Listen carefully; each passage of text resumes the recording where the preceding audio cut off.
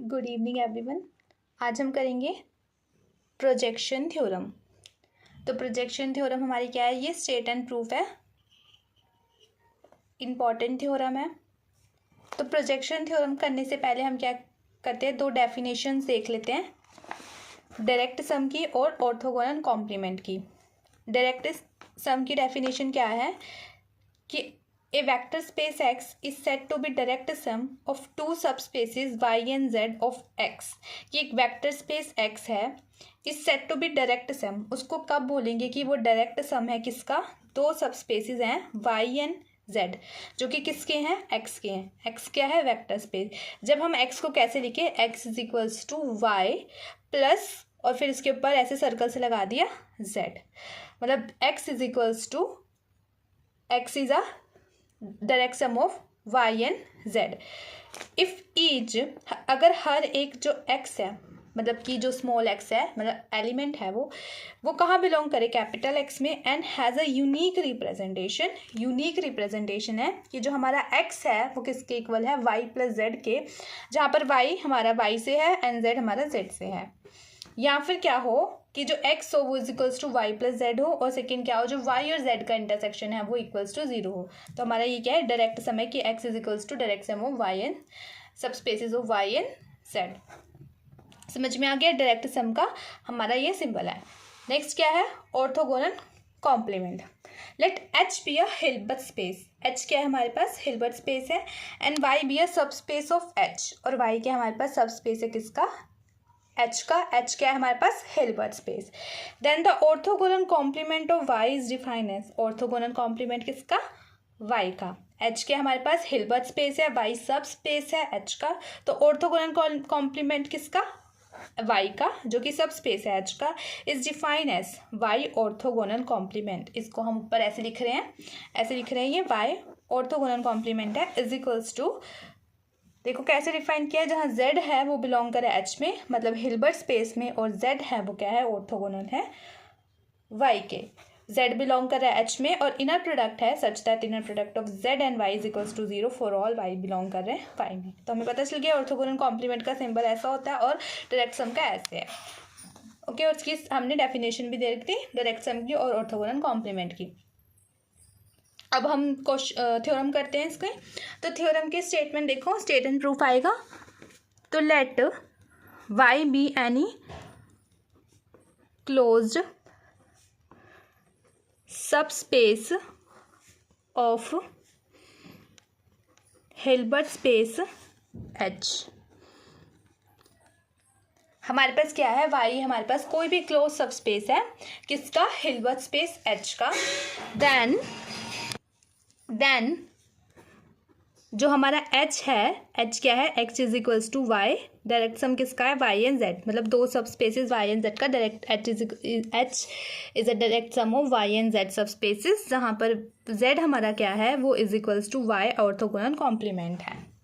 ठीक है, स्टेटमेंट देखते हैं फिर से कि y हमारे पास क्या है? क्लोज्ड सब स्पेस है हिल्बर्ट स्पेस h का। y क्या है? क्लोज सब space of Hilbert space h का, एंड जो h है वो क्या है हमारा? h इज इक्वल्स टू क्या है हमारा? वो डायरेक्ट सम है y and z subspaces का, जहां हमारा z is equals to y orthogonal complement है। ये चीज़ बतानी है हमने, ये हमें प्रूफ करनी है। तो अब हम क्या करते हैं, इसका प्रूफ देखते हैं।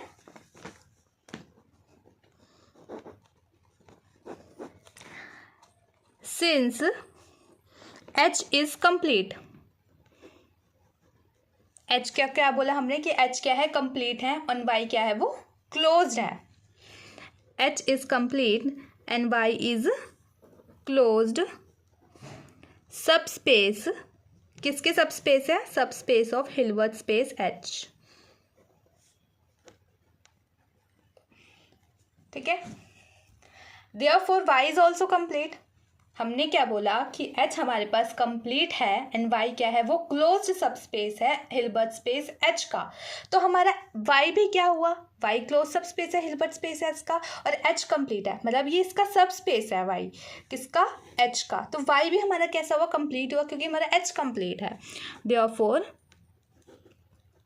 हमारा जो y हो गया वो क्या हो गया? Is also complete. अब हम लिख देते हैं बिकॉज कि अ सब स्पेस एक सब स्पेस है of a complete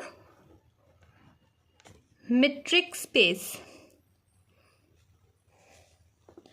Metric space is complete if and only if it is closed. देखो क्या बोला कि एक सब स्पेस है. सब स्पेस किसका? कंप्लीट मीट्रिक स्पेस का. वो सब स्पेस कब कंप्लीट होगा? अगर वो क्या हो? क्लोज्ड हो. तो यहाँ पर हमारा क्या है? वाई क्लोज्ड सब स्पेस ही तो है कंप्लीट मीट्रिक स्पेस एच का. तो वाई क्या है? सॉरी क्लोज्ड है ना. किसका? कंप्लीट मीट्रिक स्पेस एच का. तो हमारे पास क्या हो गया कि वाई भी क्या हो गया? वो कंप्लीट हो गया. ऑल्सो वी नो दैट, देखो ऑल्सो वी नो दैट कि जो एवरी सब स्पेस, हर एक सब स्पेस होता है ना वो कॉन्वेक्स होता है. एवरी सब स्पेस इज कॉन्वेक्स. हर एक सब स्पेस कॉन्वेक्स हो गया. अब यहाँ सब स्पेस कौन है? वाई हमारा सब स्पेस है. तो देयरफॉर जो वाई भी हो गया क्या हो गया हमारा? वो भी कॉन्वेक्स हो गया. अब हम क्या यूज करेंगे यहाँ पे? Previous theorem. एंड जो प्रीवियस लेमा हमने किया है, प्रीवियस लेमा कौन सा करवाया था मैंने? ऑर्थोगोनैलिटी वाला लेमा करवाया था आपको. यूनिकनेस एंड एग्जिस्टेंस वाली थ्योरम करवाई थी. तो आप जिसने भी मेरी प्रीवियस वीडियोस नहीं देखी वो देख लीजिएगा. जो प्रीवियस मैंने करवा रखा है, लास्ट वीडियो मैंने करवाई थी ऑर्थोगोनैलिटी वाली, वो वाली देख लेते हैं, देख लीजिएगा. और देयरफॉर हम यहाँ लिख देते हैं therefore by previous theorem and lemma. लेकिन एग्ज़ाम में हम ऐसा नहीं लिख सकते, है ना. तो हम एग्ज़ाम में क्या होगा, अगर आपके पास ये थ्योरम 16 मार्क्स की आती है तो आपने वो लेमा प्रूफ करके दिखाना है. थ्योरम तो बहुत ज़्यादा बड़ी हो जाएगी. प्रीवियस लेमा प्रूफ कर देना. प्रीवियस लेमा प्रूफ कर देना अगर वो 16 मार्क्स में आ जाती है. वैसे तो ये 8 मार्क्स के अकॉर्डिंग भी छोटा ही है, तो उसमें भी प्रूफ कर दोगे तो कोई चक्कर नहीं है. ठीक है. तो आपने प्रीवियस लेमा एग्ज़ाम में प्रूफ करके दिखाना है. यहाँ पे हम सिर्फ लिख देती हूँ मैं यहाँ पे therefore by previous theorem and lemma कि फॉर एवरी एक्स बिलोंग कर रहा है एच में, फॉर एवरी एक्स बिलोंग कर रहा है एच में, क्या एग्जिस्ट करेगा? उसके लिए एक वाई एग्जिस्ट करेगा जो कहाँ पर है? हमारा कैपिटल वाई में. सच दैट कि जो हमारा z है वो is equals to x minus y है. एंड जो z है वो हमारा क्या है? ऑर्थोगोनल है y के. दैट इज कि जो x है वो is equals to Y plus Z हो गया, जहाँ पे हमारा y क्या हो गया? वो बिलोंग कर रहा है हमारा कैपिटल y में. एंड जो z है वो बिलोंग कर रहा है कैपिटल z में, जो कि किसके इक्वल है? y ऑर्थोगोनल कॉम्प्लीमेंट के. यही है. z कहाँ पे जा रहा है? z में. और z किसके इक्वल बोला हमने? y ऑर्थोगोनल कॉम्प्लीमेंट के. तो इसको हम क्या ले लेते हैं? इस इक्वेशन को हम स्टार ले लेते हैं. देखो मैं स्टेटमेंट भी दिखा देती हूँ आपको, जो मैंने लेमा करवाया था ऑर्थोगोनैलिटी वाला था कि x हमारे पास क्या इनर प्रोडक्ट स्पेस है और y हमारे पास क्या है? कंप्लीट सब स्पेस x का. देन फॉर गिवन कोई x के लिए जो कैपिटल x में क्या एग्जिस्ट करेगा? एक यूनिक y जो कैपिटल y में है, सच दैट कि जो z क्या होगा? Equal to x minus y होगा और जो क्या है? ऑर्थोगोनल y के. यही चीज़ हमने वहाँ लिखी है. ओके. अब मैंने आपको स्टेटमेंट भी दिखा दी और जिसने वीडियो नहीं देखी वो जाकर प्लेलिस्ट में से, फंक्शनल एनालिसिस के प्लेलिस्ट में से जाकर वो वीडियो देख सकता है. अब देखो, now we will prove that, हम क्या प्रूव करते हैं? वी विल प्रूव दैट कि दिस रिप्रेजेंटेशन इज यूनिक. कि ये जो रिप्रेजेंटेशन है वो क्या है? हमारी यूनिक है. हम इसे प्रूव करते हैं. Let us suppose if possible, let us suppose if possible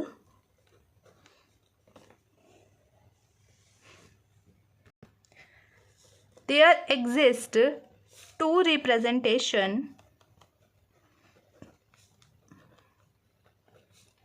of x.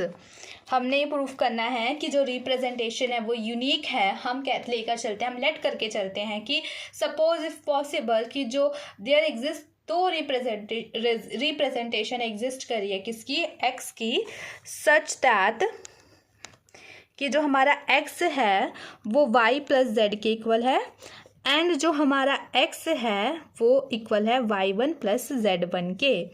Okay, where y और वाई वन है वो बिलोंग कर रहा है कैपिटल वाई में एंड जेड और जेड वन है वो बिलोंग कर रहा है हमारा जेड में। और जो हमारा z है वो किसके इक्वल है, z is equals to y orthogonal complement. अब x is equals to this and x is equals to this, मतलब क्या आ जाएगा हमारा कि जो y प्लस जेड है वो is equals to y one plus z one के इक्वल आ गया। ये चीज़ आ जाएगी। y वाली टर्म इकट्ठी कर लेते हैं और z वाली टर्म इकट्ठी कर लेते हैं। तो y माइनस के y one is equals to z minus के z प्लस के जेड वन, इस तरीके से लिख लेते हैं। तो y माइनस के y one is equals to minus के z